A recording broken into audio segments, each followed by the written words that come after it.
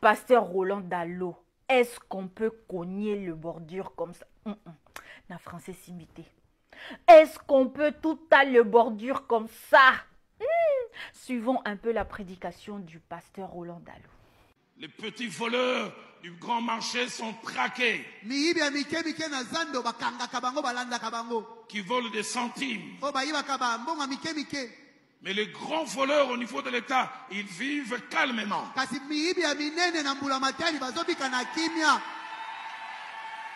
Et ce qui me choque, même de supposés politiques chrétiens,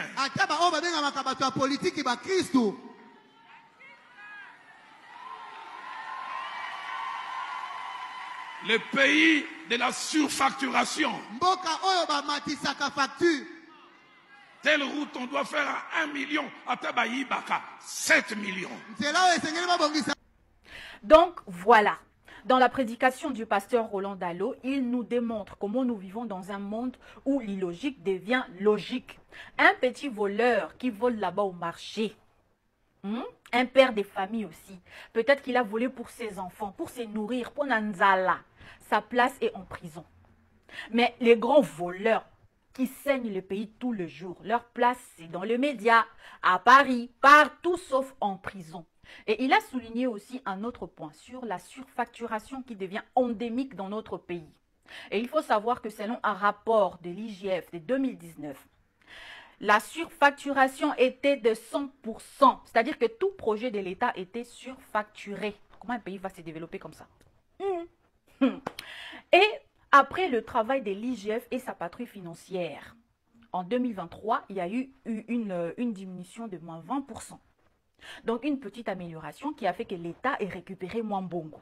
Et qu'aujourd'hui, un politicien, que c'est grâce à lui. Et Adama, et on peut faire ça. Donc voilà, regardez ces schémas. Moi, j'appelle ça VJO. La volonté politique, la justice et les organismes de contrôle.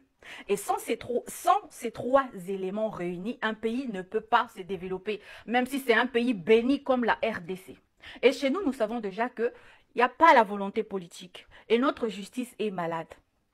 Et ces deux éléments paralysent les organismes de contrôle qui peuvent être l'IGF, les CREFDEL et des associations qui dénoncent les détournements. Et revenons sur la volonté politique. Nous savons que nos politiciens qui travaillent là-bas, ce n'est plus pour le peuple d'abord, mais leur ventre d'abord. Et ils font tout pour contourner, violer tout le dispositif mis en place pour éviter les détournements. Et quand, enfin, les organismes de contrôle les accablent, ils comptent sur la justice malade pour les disculper. Donc notre problème à nous, en RDC, c'est d'abord le changement des mentalités.